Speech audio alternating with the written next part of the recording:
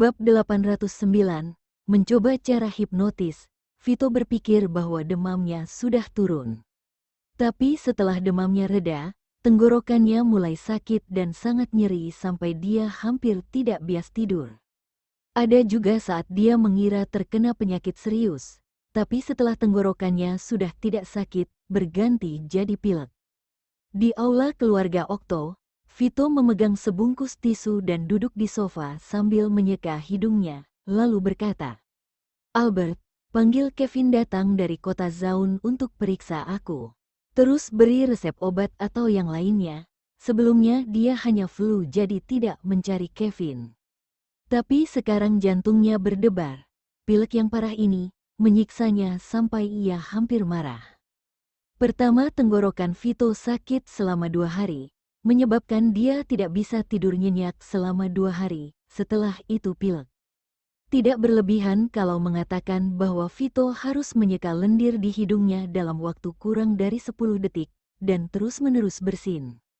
Dokter keluarga mengatakan bahwa Vito tidak akan sakit terlalu lama. Tapi sekarang, dia masih sakit dan racun yang ada di tubuhnya keluar sepenuhnya. Ini adalah proses detoksifikasi. Vito berpikir sepertinya lebih baik ditusuk sebanyak 2 kali, daripada flu seperti ini. Albert memperhatikannya yang terlalu sering menyeka hidung, membuat hidung Vito merah dan hidungnya mampet. Albert merasa ini sedikit lucu, tapi dia juga tidak bisa menahan rasa sedih di hatinya. Kalau gitu akan telepon dan bertanya padanya. Sebenarnya Albert sudah melihat bahwa Vito tidak bisa tidur nyenyak sepanjang malam karena tenggorokannya sakit. Jadi dia menelepon Kevin untuk bertanya tentang hal ini. Tapi Kevin bilang ada urusan di kota Zaun dan tidak bisa datang. Terlebih lagi, Kevin merasa kalau Vito hanya flu biasa. Jadi kalau Vito secara khusus memintanya datang, itu agak berlebihan. Albert tidak tahu kenapa Kevin pergi ke kota Zaun dan tidak bertanya. Bagaimanapun, setiap minggu Kevin pergi ke kota Zaun bersama Kina dan kembali di hari Jumat. Vito mengerutkan keningnya sambil menyeka hidung. Lupakan saja.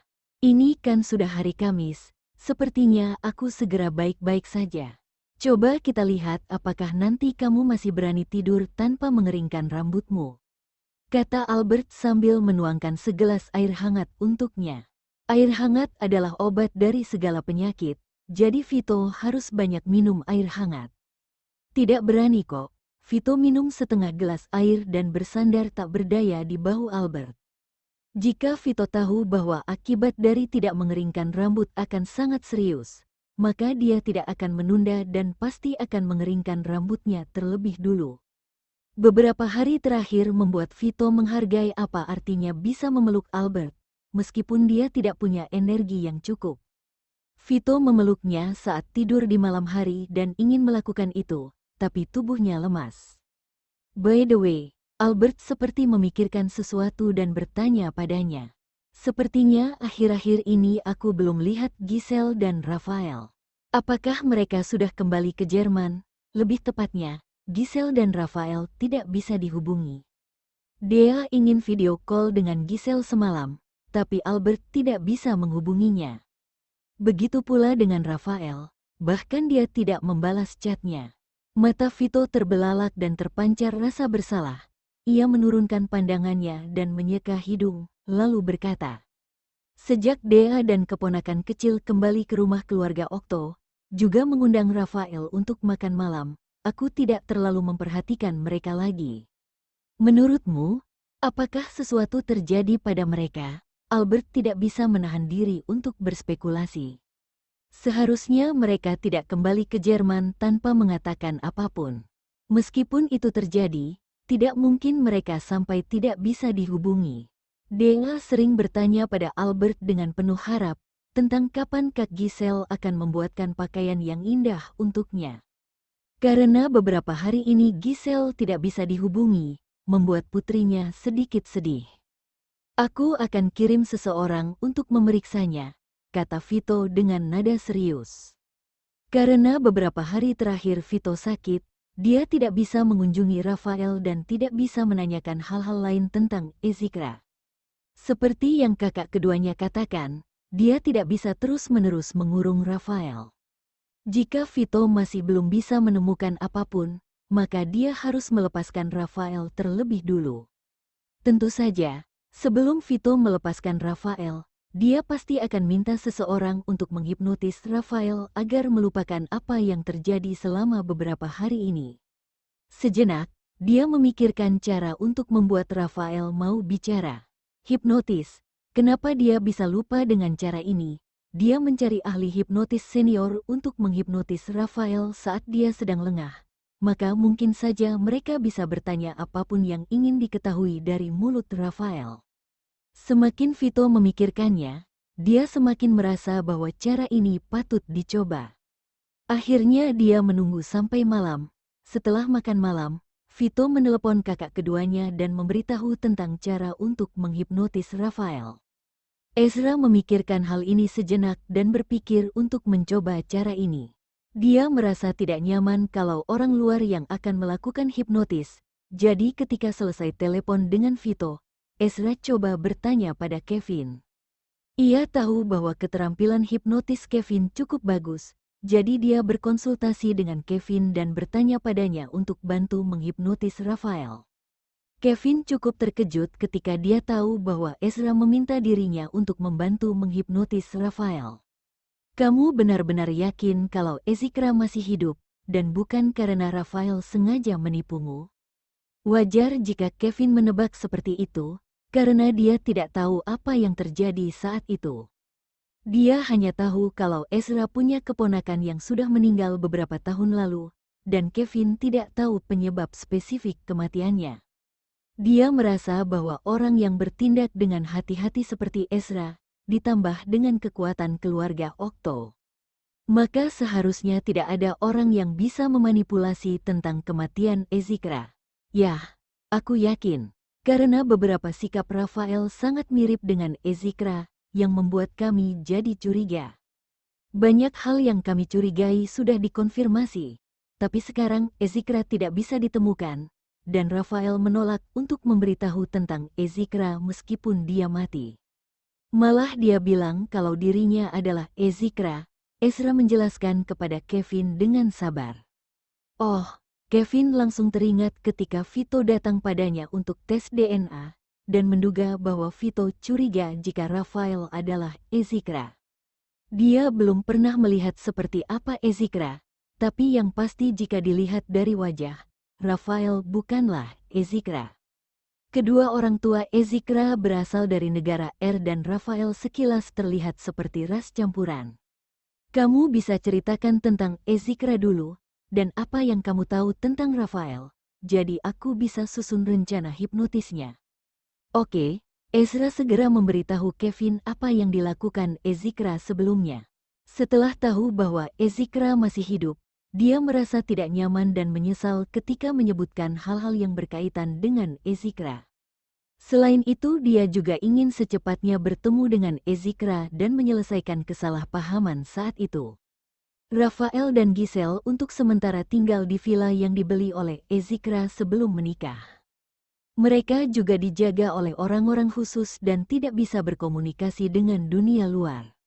Meskipun sepertinya Rafael tidak senang dengan aturan ini, tapi dia tidak pernah berpikir untuk melarikan diri atau menghubungi dunia luar, dan bertindak dengan santai.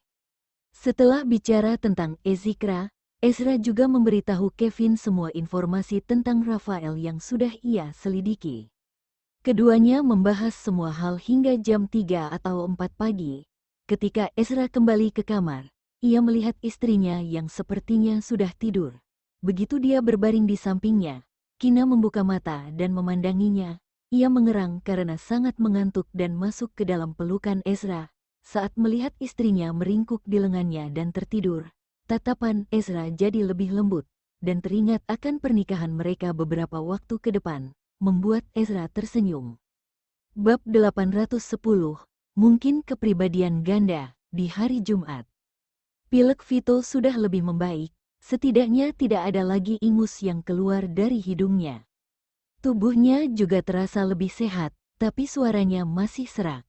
Kevin datang untuk memeriksanya, Dia berkata kalau semua baik-baik saja dan Vito akan sembuh dalam 3 atau 4 hari. Di malam hari, Rafael baru memakan setengah dari makan malamnya, dan tiba-tiba garpu di tangannya terjatuh, diikuti oleh seluruh tubuhnya yang perlahan jatuh di atas meja makan. Giselle yang duduk di seberangnya terkejut, saat baru saja mau berdiri untuk memeriksa kondisinya, tapi ia juga merasa pandangannya jadi gelap dan pingsan. Kepala pelayan pun melangkah maju untuk memeriksa kondisi mereka berdua dan berteriak, "Tuan Rafael." Nona Giselle, terlihat bahwa tidak ada jawaban dari mereka berdua. Lalu kepala pelayan memanggil pengawal dan memerintahkan mereka untuk mengantar Rafael dan Giselle kembali ke kamarnya masing-masing. Ketika mereka berdua sudah diantar ke kamar, kepala pelayan menelepon Ezra untuk memberitahu bahwa di sini semuanya sudah dilakukan dengan baik.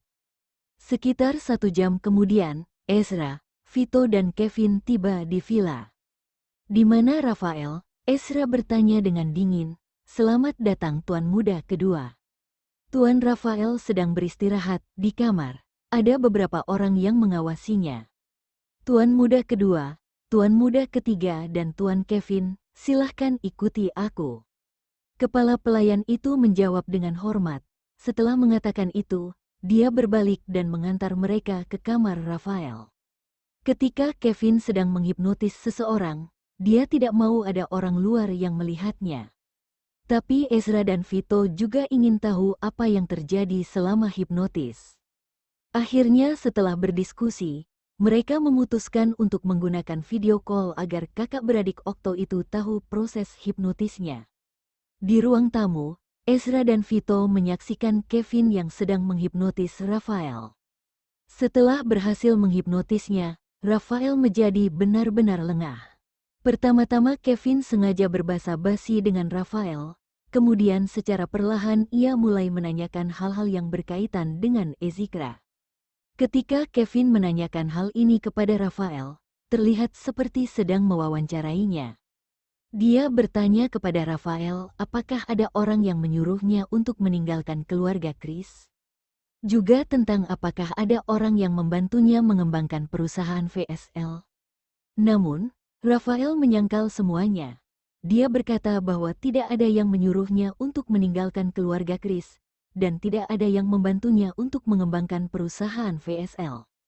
Segera setelah itu, Kevin bertanya kenapa dia ingin membeli villa keluarga Okto. Rafael yang sedang terhipnotis terlihat sedikit panik dan tidak menjawab pertanyaan Kevin. Kevin tahu bahwa pertanyaannya mulai mengarah ke inti. Untuk mencegah supaya Rafael tidak terbangun di tengah proses hipnotis, maka dia harus membuatnya terhipnotis lebih dalam. Setelah beberapa saat, Kevin merasa bahwa hipnotisnya sudah lebih kuat. Kevin sekali lagi bertanya kenapa Rafael ingin membeli villa keluarga Okto. Kali ini, Rafael yang terhipnotis tidak bisa menyangkal lagi, dan berkata dengan tenang dan tanpa ekspresi, "Villa itu adalah rumah yang ditinggalkan orang tuaku untukku." Saat mendengar jawaban ini, Kevin mengerutkan kening. "Siapa namamu?" Dia bertanya dengan suara agak keras. "Ezikra, Okto." Rafael berbaring di tempat tidur seperti boneka. Ia menatap ke depan dengan tatapan kosong. Jawabannya membuat Kevin berpikir keras. Setelah beberapa detik, dia bertanya lagi. "Apa kamu kenal Rafael Chris?" "Ya, dia tuan muda kedua dari keluarga Chris yang suka berantem." Rafael menjawab tanpa sadar. Kevin menanyakan beberapa hal lagi kepada Rafael. Dan semua jawaban Rafael berbeda. Terkadang dia menjawab sebagai Rafael, tapi terkadang dia menjawab sebagai Ezikra. Setelah itu Kevin melakukan beberapa tes lagi. Hipnotis itu berakhir 2 jam kemudian. "Kevin, Rafael, apakah dia tahu kalau kamu menghipnotisnya?" Vito bertanya pada Kevin sambil mengerutkan kening. Mereka semua melihat seluruh proses hipnotis tadi. Terkadang ia memperhatikan pria itu sebagai Rafael dan terkadang menjadi Ezikra, membuatnya jawabannya jadi cukup berbeda. Kevin merenung sejenak dan berkata dengan serius, "Dugaan awalku, seharusnya Rafael punya kepribadian ganda." Satu kepribadian sebagai tuan muda kedua dari keluarga Chris, dan yang satunya adalah kepribadian Ezikra. Setelah melakukan hipnotis ini, dia menjadi lebih tertarik kepada Rafael. Karena secara umum, kepribadian ganda itu terpisah dari kepribadian asli. Beberapa kepribadian sekunder adalah fantasi, mengenai beberapa orang yang pernah dekat dengannya. Bisa juga karena orang yang dicintai atau anggota keluarga menghilang karena berbagai alasan. Kemudian kepribadian aslinya tidak tahan dengan tekanan itu, sehingga terbelah menjadi kepribadian orang-orang terdekatnya. Kondisi seperti kepribadian ganda Rafael ini cenderung jarang terjadi. Lagi pula, Rafael dan Ezikra tidak saling kenal sebelumnya. Tapi Rafael tahu banyak hal tentang Ezikra yang berada jauh ribuan mil darinya, yang benar-benar membingungkan. Kepribadian ganda, saat mendengar dugaan Kevin, mood Ezra pun berubah dan wajahnya jadi terlihat sedikit muram. Karena banyak kecurigaannya yang sudah terbukti, dia yakin bahwa Ezikra masih hidup. Alasan kenapa Ezra ingin membuat Rafael bicara adalah karena dia mau tahu di mana sekarang Ezikra berada. Akhirnya, Kevin berkata bahwa kemungkinan besar Rafael punya kepribadian ganda. Itu sama saja dengan mengatakan bahwa Ezikra benar-benar meninggal beberapa tahun yang lalu. Dan semua hal yang ditunjukkan oleh Rafael itu, sebenarnya karena kepribadian lainnya yang bekerja. Untuk sesaat Ezra merasa kecewa saat mendengar hasil seperti itu. Tapi, apakah kepribadian ganda juga akan mewarisi ingatan Ezikra? Ezra berkata dengan buram dan semakin bingung. Jauh di lubuk hatinya, dia tidak ingin Rafael memiliki kepribadian ganda. Karena itu berarti Ezikra sudah meninggal, dan kegembiraan juga harapan besar mereka sebelumnya berubah jadi kesedihan. Kevin memandangi Ezra yang berekspresi muram, ditambah dia tahu mengenai perasaan Ezra yang mendalam terhadap keponakannya. Juga mengenai masalah di antara dirinya dan Ezikra. Belum lama ini, pria ini yakin bahwa Ezikra masih hidup. Ia dengan tegas menjawab, kalau Rafael punya kepribadian ganda, seharusnya orang ini bisa pingsan kapan saja, kan? Aku masih belum yakin. Aku juga jarang memakai hipnotis. Mungkin saja Rafael menyadari ketika kau bertanya kenapa dia mau membeli villa keluarga Okto, jadi dia sengaja jawab seperti itu. Setelah ini aku akan coba hipnotis Rafael lagi, barangkali aku bisa menanyakan hal yang lain. Kevin menjelaskan dengan acuh tak acuh. Ia memikirkan bahwa situasi Rafael ini perlu diuji berulang kali. Sehingga Kevin tidak bisa langsung menyimpulkan bahwa Rafael memiliki kepribadian ganda berdasarkan satu kali hipnotis saja. Ezra mengerucutkan bibirnya erat-erat. Ekspresi muramnya tidak berubah karena penjelasan Kevin. Ezra teringat fakta bahwa mereka sudah menculik Rafael selama beberapa hari. Seperti kata pepatah, sebuah negara tidak bisa kehilangan presidennya selama sehari. Dia adalah presidir dari perusahaan VSL yang sudah hilang selama beberapa hari, dan tentu saja berpengaruh pada perusahaan VSL. Selain itu, mereka juga belum melihat aktivitas Rafael selama beberapa hari ini, jadi Ezra berdiskusi dengan mereka dan akhirnya memutuskan untuk membiarkan Rafael dan Giselle pergi. Sebelum membiarkan Rafael dan Giselle pergi, Kevin menghapus ingatan mereka tentang beberapa hari terakhir, agar tidak menimbulkan masalah yang tidak penting.